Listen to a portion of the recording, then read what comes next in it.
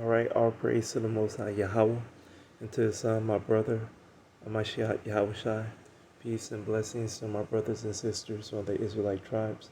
All right, in this video, we're going to get into some DNA information dealing with the groupings of people in different parts of Mexico. So we are dealing with a couple of interesting Israelite doctrines. So this One West doctrine dealing with content of national identity via Hispanic, Latinos, Black people, and Native Americans of Mexico. And then we are dealing with the other doctrine of Negro only, dealing with a complexion type content. So let's get into the information. So on this chart, as you can see, Issachar is dealing with Mexicans. So normally, um, one West camps would be um, saying the content of this group of people would be dealing with the grouping of people that are dealing with maroon people and or people that are dealing with native ancestry. So let's go into the scripture. So yes, we are going to get into a little bit of the scripture. Uh, uh, so Genesis 49:14. Issachar is a strong ass, couching down between two burdens. So when it comes to this right here, this content of information, I look at the two burdens being Issachar being the close brother to Judah, which is in the southern kingdom, and Issachar being a part of the northern kingdom as the two burdens that have been placed upon Issachar. And this is why uh, these people are durable people, because they are in a situation in between two power structures, and but at the same time they are flexible and durable enough to sustain and survive that that position. So I look at that um, scripture as a blessing dealing with the persona and the overall blessing of Issachar just being, blessed to be um, in between those groups at all times to begin with. So we move on to the DNA information. So and I know how people go, well, there's a precept that do that. Well, I believe the understanding of the content alone by itself, being in between two burdens, would support what I just said. So I don't think there need to be a precept for that one, because from all the other explanations that I heard of different camps say, I'll stick with my explanation, because some of them got uh, the Hispanic person slouching in a sombrero doing the siesta in between two burros or two donkeys, and that's it. And it's dealing with labor and so on. And I think the two burdens, the way I pointed out, is a little bit better. So I'm gonna just move on from that point. So this is the YDNA dealing with Central Mexico. So this is dealing with a lot of the dark complexion people. So when it comes to DNA information, dealing with Hebrew Israelites, Hebrew Hebrew Israelite DNA is E1B1A and all the subclades below E1B1A um, in that gene pool. And then the women mtDNA would be L2A. Any of those subclades dealing with L2. Um, for the women, you would have to first of all be L2, and then you would have to get a DNA test from your brother who's closely related to you from your father uncle, your father dad, or your father grandfather, and or your father Y-DNA sample to be any of the E1B1A groups as well as E-M329. Those are the groups of gene pool that would be dealing with Israelite DNA. Um, and that's about it. In the description box, I will put the E1B1A subclade for Issachar in the box, and that would be it. Other than that, for the women and for the guys, you would want two pairs of Israelite genes within your pool. That's how we do this DNA information. We want complete DNA um, uh, pairing with our people. Other than that, the different tribes, we shouldn't have an issue with that, especially with the women. Once even if you do have a L2, and even if the L2 is dealing with a tribe of women, it doesn't matter because your inheritance is of your father. And then once you get married, your inheritance is dealing with your husband. So um, yes, there's um, information on the pairings of Israelite women dealing with their tribes from the mtDNA point of view, but that's a different topic and a different story for another video coming soon, probably. So we are at this highlighted box. As you can see, you have this Q group. So the Q group is dealing with a Native American haplogroup. So this will be dealing with one of the many groups of other Native Americans. Japhet has two groups of Native American white DNA gene pool, and when they when you get into the mtDNA, Japhet will have A, B, C, and X. So it'll have four mtDNA groups dealing with um, Native American ancestry. The other Native American group would be dealing with C, Y-DNA, and then D, mtDNA. So CY-DNA would be dealing with Aboriginal Australian people and or um, Asian people from mainland China,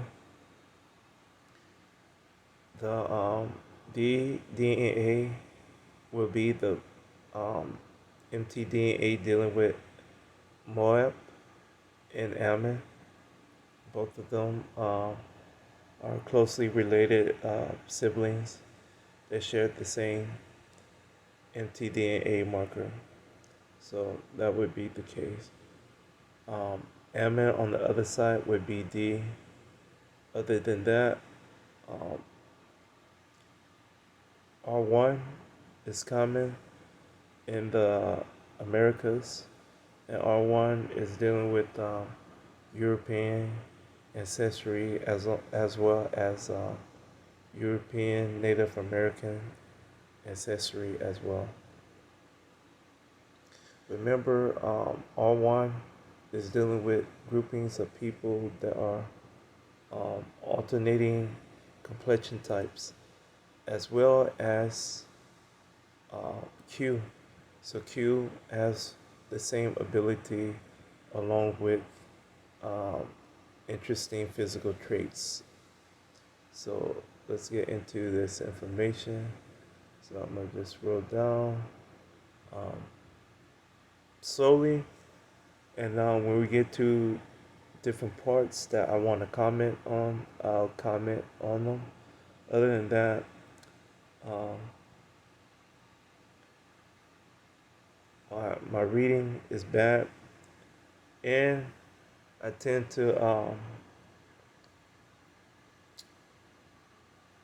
I tend to miss where I want to go often when I'm reading, and when I'm starting to read out loud, as I thought I start to think about certain things other than the information that we are looking at, and I'll go into a rant. So once I see the stuff that I want to talk about, I'll talk and rant about it. Other than that, I'm gonna slowly scroll up for you to read the information.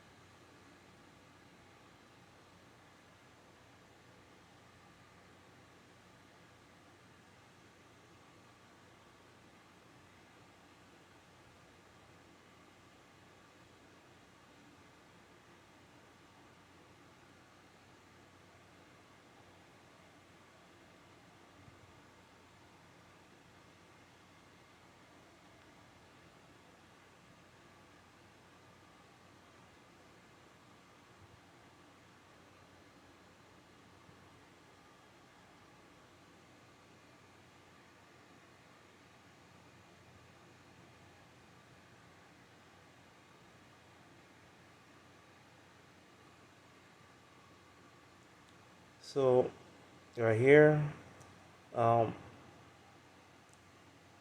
this, if anything, when One West is talking about Issachar from their chart, it would be better if they got into these ethnic indigenous names dealing with those direct groups of people rather than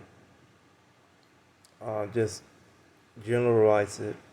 So you do have some of the maroon people dealing with younger settlement people um, being in the region, but you also have a lot of Native American ancestry dealing with those groups of people as well as other groupings of people. So, especially when it gets into the argument about the Afro uh, Latinos in these countries. A lot of them are dealing with content of Ishmaelites and Edomite descendants. So, so this is just the content dealing with the obvious. So um, everybody knows certain groupings of people in certain parts of Mexico are dark complexion. So this is dealing with some of that information, especially when they do the survey, and the survey is asking exclusive questions dealing with ethnic groups, not just nationality. So at this point right here, you got haplogroup C and Q are the main paternal lineages found in Native Americans. Like I said before, so haplogroup Q is the most prevalent, as well as it should, because this group overtook the C group of people. Even though you have remnant of those people around, it's just more of these people in the over layout of the Americas.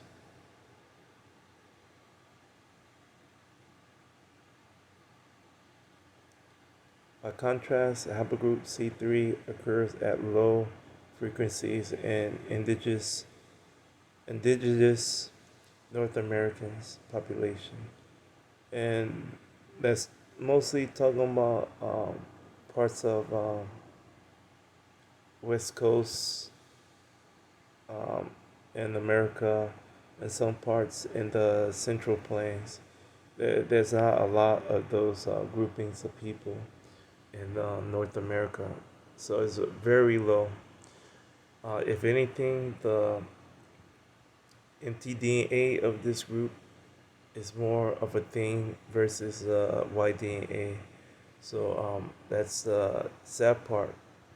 And it tends to be a trend with mtDNA. And when you get into mtDNA, you tend to see um, the content of the pairing of small groupings of those direct descendants paired perfectly together, and then you have the other type of pairing with outsiders from other groups of people that are not associated as your own people, women group.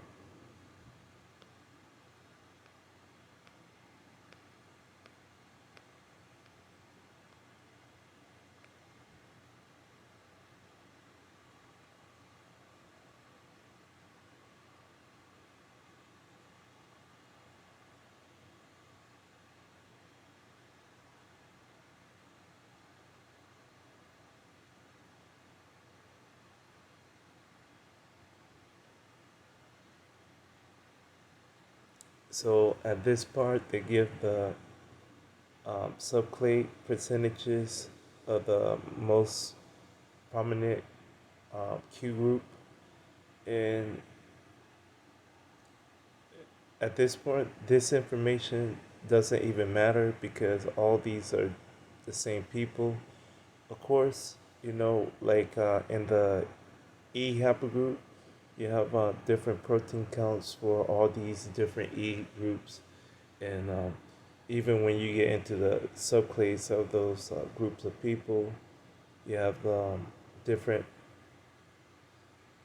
groupings of similar related people, but this Q group is not dealing with Israel, so uh, I wouldn't care about the differences between M3 and L54 versus Q-Z768.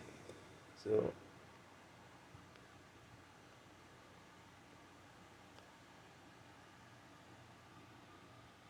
and we just blow up the size.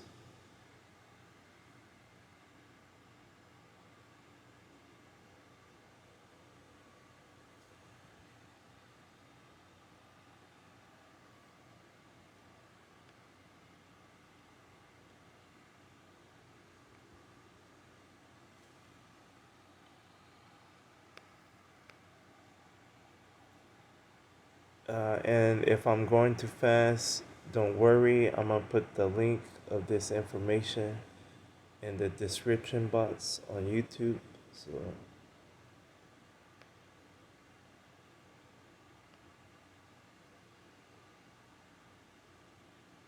So all this is the information that you see above.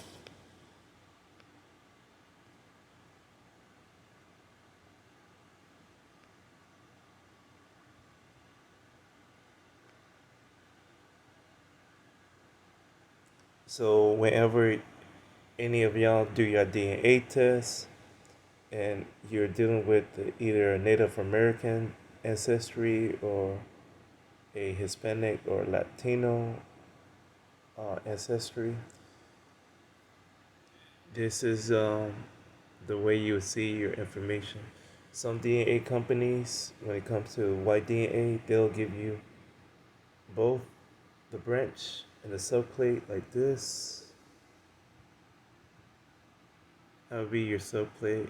This that your subplate right there, and or your defining mutation.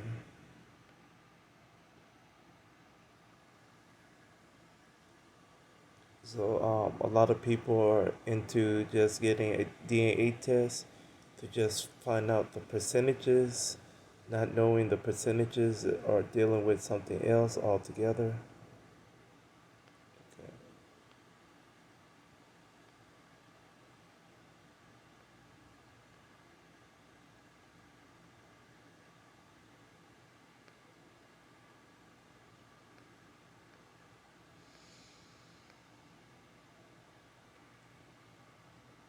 Okay, the detailed analysis of R1B haplotype showed them to have the closest genetic relationship to those from regions of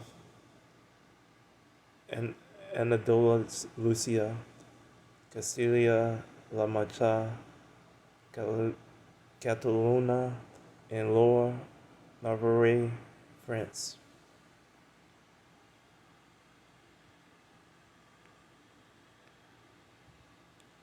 Like I said before, these are closely related people.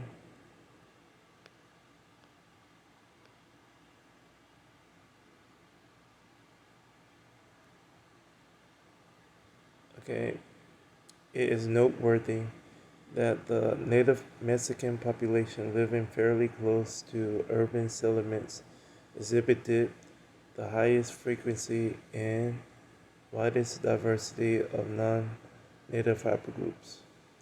E1B1B, E1B1B will be the Edomite groups of people. G, I, J, L, R1B. So once again, also in T. So once again, be very careful with this complexion type of dark or Negro only Israelite content because E1B1B is a dark complexion type. G is often the same, just as R1B. It has groupings of people with alternating uh, ability to have dark complexion. I and L varies, but J, similar thing with J with R1B. T, the same thing, so be very careful with claiming Negro only because a lot of those shots of the women and the guys that are in those regions are dealing with Edom and other groups of dark complexion people.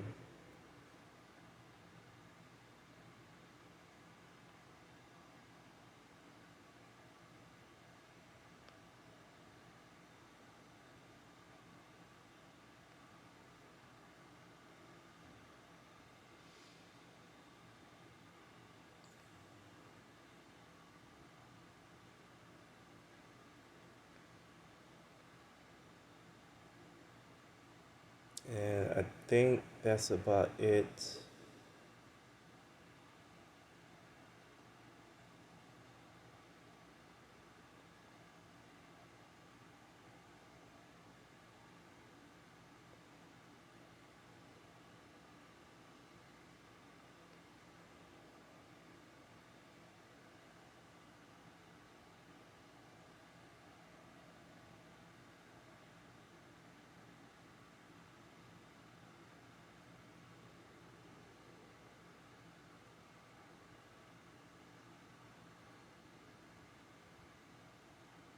Yep,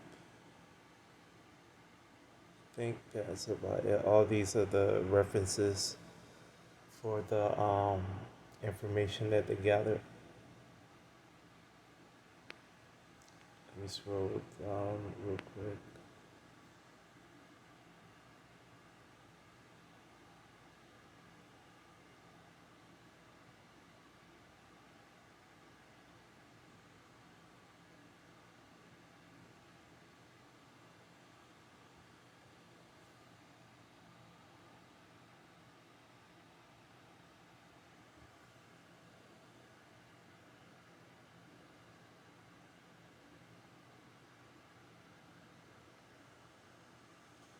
So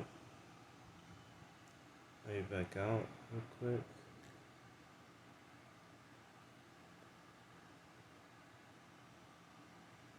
So like I was saying, a lot of the information that we are dealing with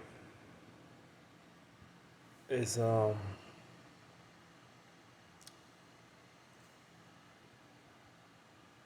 accuracy of movement of these haplogroups. So um,